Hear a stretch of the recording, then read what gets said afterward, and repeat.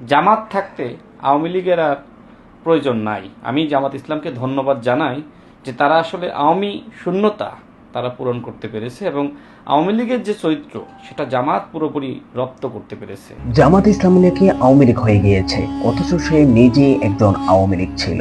তার বক্তব্যটি শুনুন। আমাদের মমতা মহিমা দেশ নেত্রী শেখ হাসিনাকে আবারও ধন্যবাদ জানাই। তিনি তরুণ সমাজের পাশে এসে দাঁড়িয়েছেন, তিনি আমাদের কথা শুনেছেন। আমরা বলতে চাই, আমরা মাননীয় প্রধানমন্ত্রীর সাথে আছি, আমরা তরুণ সমাজ মাননীয় প্রধানমন্ত্রীর সাথে থাকতে চাই।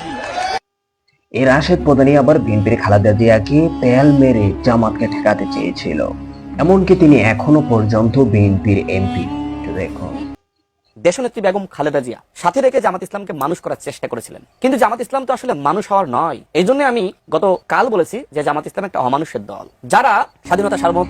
জামাত নাকি একটি অমানুষের দল, জামাত নাকি অমানুষ। তাহলে তুমি কি মানুষ?